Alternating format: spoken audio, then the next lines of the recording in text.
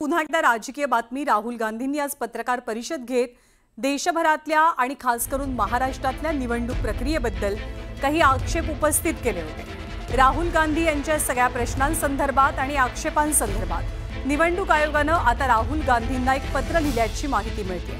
याआधी सुद्धा राहुल गांधींनी जेव्हा निवडणूक प्रक्रियेवरती आक्षेप घेतलेले होते, मतदार याद्यांमध्ये घोळ झाल्याचे आरोप केले होते, तेव्हा सुद्धा राहुल गांधींना निवडणूक आयोगाने वेळोवेळी उत्तर दिलेलं होतं। आत्ताचं हे पत्र कोणत्या आशयाचं आहे, माहिती देतात आपले प्रतिनिधी राहुल जोरी।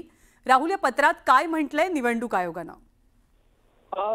काँग्रेसचे नेते राहुल गांधी यांनी आज आपल्या पत्रकार परिषदेमध्ये महाराष्ट्रात देखील मतदार याद्यांमध्ये घोळ झाला होता असा आरोप जो आहे तो केला होता आणि याला उत्तर देताना राज्य निवडणूक आयोगाने राहुल गांधी यांना जाब विचारताना एक पत्र लिहिलंय। एकंदरीत अशा पद्धतीची जी काही माहिती राहुल गांधी यांच्याकडे उपलब्ध असेल ती माहिती राज्य निवडणूक आयोगाला द्यावी, त्यानुसार आम्ही तात्काळ कारवाई करू। मात्र जर अशी कुठलीही यादी त्यांच्याकडे नसेल तर याबद्दल नेमकं काय करायचं अशा पद्धतीचा जाब जो आहे तो या निमित्तानं विचारण्यात आलाय।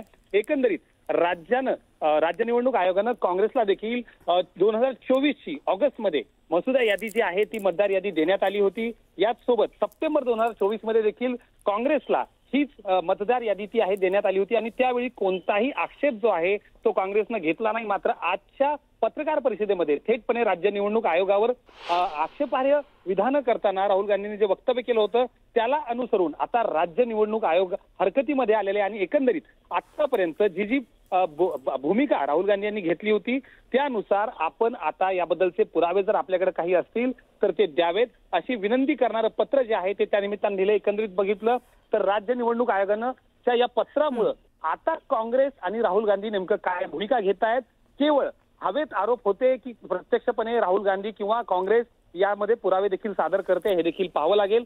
मात्र राज्य निवडणूक आयोगानं आजच्याच पत्रकार परिषदेनंतर तात्काळ दखल घेत राहुल गांधी यांना लिहिलेलं पत्र येत्या काळात राजकारणाचा महत्वाचा मुद्दा ठरू शकतो। सर्वात महत्वाचं म्हणजे मुख्यमंत्री देवेंद्र फडणवीस यांनी वारंवार राहुल गांधी असेल, काँग्रेस असेल आणि मतदार यादीवर आक्षेप घेणाऱ्या किंवा संपूर्ण निवडणूक प्रक्रियेवर आक्षेप घेणाऱ्यांना त्यावेळी योग्य ते आणि आजही मुख्यमंत्र्यांनी राहुल गांधींना उत्तर दिले। त्या पाठोपाठ राज्य निवडणूक आयोगाने सुद्धा राहुल गांधी यांना एक पत्र पाठवत काही गोष्टींचा एक प्रकारे जाब विचारलाय। राहुल या पत्रावरती काय उत्तर देतात हे आपल्याला पाहावं लागेल। धन्यवाद या सगळ्या माहितीबद्दल। आणि यानंतर आपण बातम्यांचा घेणार आहोत वेगवान आढावा। कबुतरांना अन्न पाणी देण्यास कोर्टाने बंदी कायम ठेवली आहे। नागरिकांचं आरोग्य महत्त्वाचं असल्याचं निरीक्षण कोर्टाकडून नोंदवलं गेलंय, तर कबुतरांसाठी पर्यायी जागेचा विचार केला जाऊ शकतो असंही कोर्टाचं मत आहे। तज्ज्ञ समितीच्या अहवालानंतर पालिकेने योग्य निर्णय घेण्याचा आदेशही यावेळी दिला जातोय। रशियाचे राष्ट्राध्यक्ष व्लादिमीर पुतीन हे भारताला भेट देतील। ऑगस्ट महिन्याच्या अखेरीस व्लादिमीर पुतीन भारतात येणार असून पुतीन यांच्या भारत दौऱ्याकडे जगाचं लक्ष लागलंय। खालिद का शिवाजी हा सिनेमा उद्या प्रदर्शित होणार नाही। खालिद का शिवाजीच्या दिग्दर्शकाला सेन्सॉर बोर्डाने नोटीस पाठवली आहे आणि हा चित्रपट उद्या प्रदर्शित होणार नसल्याचं कळवलंय। खालिद का शिवाजी चित्रपटाच्या नावावर अनेकांचा तिळपापड झाल्याचं अमोल मिटकरींनी म्हटलंय। तर प्रशांत कोरटकर आणि राहुल सोलापूरकर महाराजांबाबत अपमानास्पद बोलले होते, तेव्हा आत्ताचे हे महंत नेमके कुठे गेले होते? खालिद का शिवाजी चित्रपटाच्या विरोधावरनं अमोल मिटकरींनी हा सवाल उपस्थित केला। वंचित बहुजन आघाडीचे अध्यक्ष प्रकाश आंबेडकरांना जामीन मंजूर झाला। कोरोना काळामध्ये श्री विठ्ठल रुक्मिणी मंदिर उघडण्यासाठी प्रकाश आंबेडकरांनी आंदोलन केलेलं, तर 15,000 रुपयांच्या जातमुचलक्यावरती याच प्रकरणी त्यांना जामीन मिळालाय। पुणे ड्रग्ज रॅकेट प्रकरणी अटकेत असलेले प्रांजल खेवलकरांबाबत राज्य महिला आयोगाच्या अध्यक्षा रुपाली चाकणकरांनी खळबळजनक आरोप केले। खेवलकरांच्या मोबाईलमध्ये महिलांचे आक्षेपार्ह अवस्थेतले जवळपास 1479 फोटो आणि 252 अश्लील व्हिडिओ सापडल्याचं चाकणकरांनी म्हटलंय। राज्यासह परराज्यातनं महिलांना बोलावून आणि महिलांचा परराज्यात व्यापार करून लैंगिक शोषण झाल्याचा गंभीर आरोप चाकणकरांनी केला। सोबतच महिला अनैतिक शोषण आणि खराडी रेव पार्टी प्रकरणी SIT स्थापन करावी अशी मागणी त्यांनी केली आहे। रोहिणी खडसेंमुळे प्रांजल केवलकरांना टार्गेट केल्याचं म्हणत एकनाथ खडसेंनी चाकणकरांचे आरोप फेटाळले।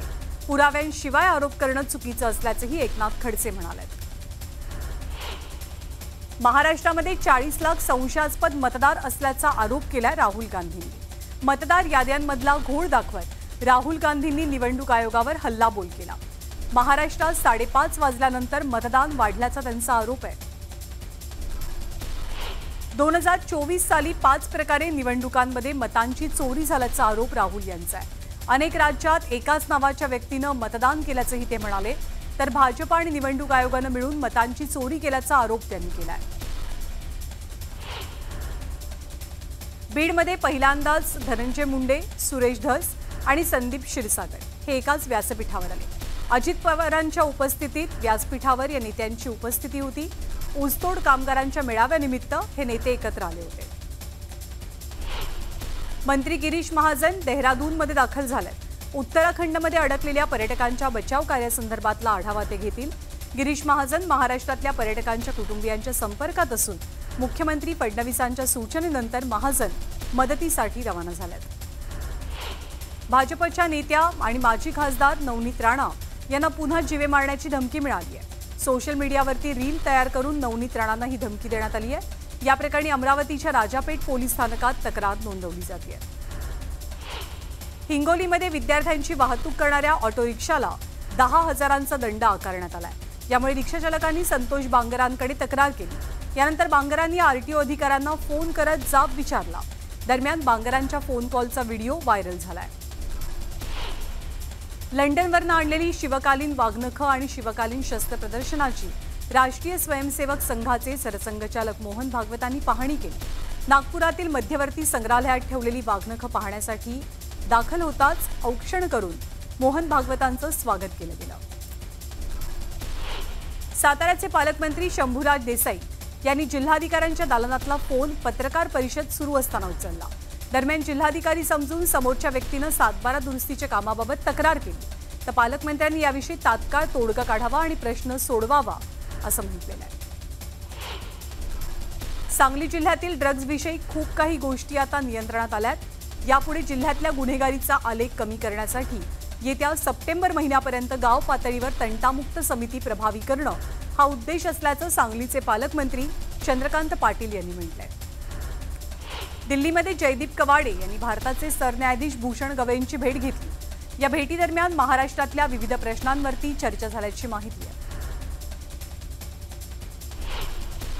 महाराष्ट्रभरातल्या अन्य काही घडामोडींचा आढावा आपल्याला घ्यायचा आहे, पण तुर्तास थांबतोय छोट्याशा ब्रेकसाठी।